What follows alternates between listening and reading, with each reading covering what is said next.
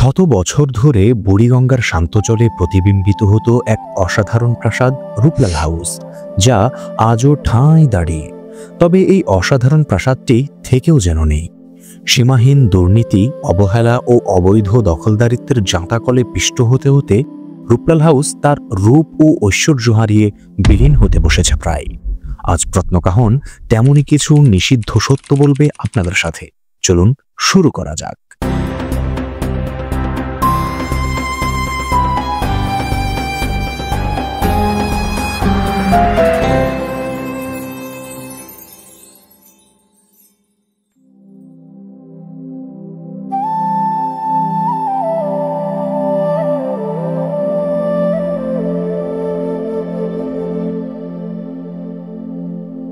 এই প্রাসাদটির নির্মাণ ইতিহাস শুরু হয়েছিল প্রায় ২০০ বছর আগে। ঐতিহাসিক প্রতিবেদন অনুসারে ১৮২৫ সালের দিকে আর্মেনীয় জমিদার আরাতুন এটি প্রথম নির্মাণ করেন। এরপর ১৮৪০ সালের দিকে ঢাকার বিখ্যাত ধনাঢ্য জমিদার ভ্রাতৃদ্বয় রূপলাল দাস ও রঘুনাথ দাস এই প্রাসাদটি ক্রয় করেন এবং কলকাতার বিখ্যাত নির্মাণ প্রতিষ্ঠান মার্টিন অ্যান্ড কোম্পানির মাধ্যমে এর বৃহদাকারের সংস্কার ও সম্প্রসারণের কাজটি সম্পন্ন করে প্রাসাদটিকে নিজেদের মনের মতো করে সাজিয়ে তোলেন। আর এরপর থেকেই ভবনটি রূপলাল হাউস নামে পরিচিত। স্থাপত্যের দিক থেকে রূপলাল হাউস এক বিরল নিদর্শন। এর প্রধান বৈশিষ্ট্য হল বড় বড় কলাম, প্রশস্ত বারান্দা, যা এটিকে ইউরোপীয় প্যালাডাইন শৈলীর প্রতীক করে তুলেছে। বিশাল এই দোতলা ভবনটিতে দুটি ব্লক ছিল, রূপলাল ব্লক ও রঘুনাথ ব্লক। আর এর ঠিক মাঝখানে ছিল বিশাল একটি জলসাঘর বা বলরুম। বলরুমটি লর্ড ডাফরিনের মতো উচ্চপদস্থ কর্মকর্তাদের সংবর্ধনা জানাতেও ব্যবহৃত হয়েছিল তখন। তবে এর গুরুত্ব শুধু স্থাপত্যে নয়। একসময় এই প্রাসাদ ছিল ঢাকার প্রধান সাংস্কৃতিক কেন্দ্র। বিভিন্ন সময়ে এখানে উপমহাদেশের খ্যাতিমান শিল্পীরা এসেছেন এবং সুরের আসর জমিয়েছেন, যেখানে ওস্তাদ আলাউদ্দিন খাঁ, ওয়ালিউল্লাহ খাঁ এবং লক্ষ্মী দেবীর মতো বিখ্যাত ব্যক্তিরাও উপস্থিত থাকতেন। স্বয়ং জাতীয় কবি কাজী নজরুল ইসলামও এই প্রাসাদে বেশ কয়েকবার এসেছেন। এমনকি রানী ভিক্টোরিয়া যখন ভারত সফরে আসতে মনস্থির করেন, তখন তিনি আহসান মঞ্জিলের উপরে এই বাড়িটিকে তার অবস্থানস্থল হিসেবে প্রাধান্য দিয়েছিলেন, যদিও পরে আর আশা হয়ে ওঠেনি তার।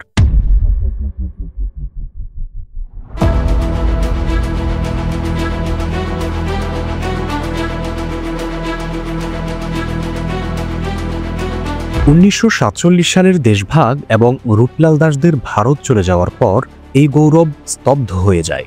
এরপর ১৯৫৮ সালে সিদ্দিক জামাল নামে একজন এটি ক্রয় করেন, যদিও আমরা শত চেষ্টা করেও এটা বের করতে পারিনি যে তিনি ঠিক কার থেকে এবং কত টাকা মূল্যে এই বাড়িটি ক্রয় করেছিলেন।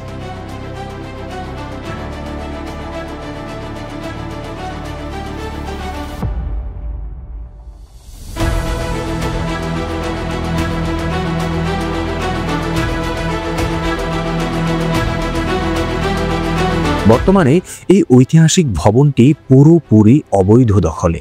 মশলা বিক্রেতা সহ অন্যান্য ব্যবসায়ীরা এর মূল্যবান হলরুম ও কক্ষগুলোকে গোদামে পরিণত করেছে। আর কিছু কক্ষে অবৈধ দখলদাররা পরিবার নিয়ে দিব্যি বসবাস করে যাচ্ছে নীলরজ্জের মতো। এ যেন তাদেরই পৈতৃক সম্পত্তি। অন্যদিকে ভবনের দোতলার ঘরগুলোতে সেনাবাহিনীরা পরিবার নিয়ে বসবাস করছেন। এখন প্রশ্ন হলো, সেনাবাহিনীর লোকজনই বা এমন কোন অর্থ সংকটে পড়লেন যে যার জন্য এই জীর্ণ ভবনটিতে এসে তাদেরকে আশ্রয় নিতে হলো? তার চেয়ে ভয়ঙ্কর বিষয়, ইতিহাস ঐতিহ্যে, রূপ ও ঐশ্বর্যে ভরা এই প্রাসাদে দর্শনার্থীদের প্রবেশাধিকার নেই। আরও আছে ছবি বা ভিডিও ধারণ নিয়েও বড় বড় অক্ষরে লেখা এক সতর্কবার্তা। তার নিচে লেখা আবার কর্তৃপক্ষ। কারা এই কর্তৃপক্ষ? কোন অধিকারে তারা এমন নোটিশ দিলেন সেটারও নেই কোনো হদিশ। বেশ কিছু প্রতিবেদন এবং আর্টিকেল পড়েও আমরা এসব তথাকথিত কর্তৃপক্ষের কোনো নাগালই পাইনি।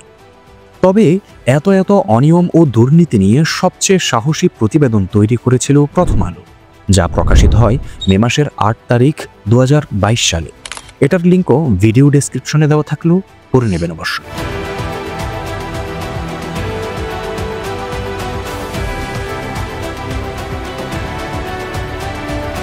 এত কিছুর পর রাষ্ট্রের জবাবদিহিতা এখানে সবচেয়ে বড় প্রশ্ন।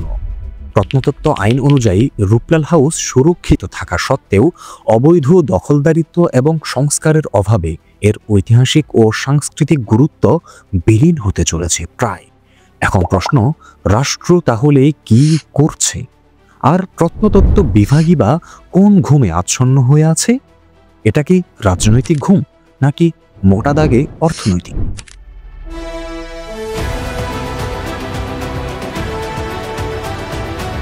রূপলাল হাউসের মতো প্রত্নতাত্ত্বিক স্থাপনাগুলো প্রত্যেকটি বাংলা ভাষাভাষী মানুষের এক একটি অমূল্য সম্পদ, যেগুলো রক্ষার দায়িত্ব আমার, আপনার এবং আমাদের সবার।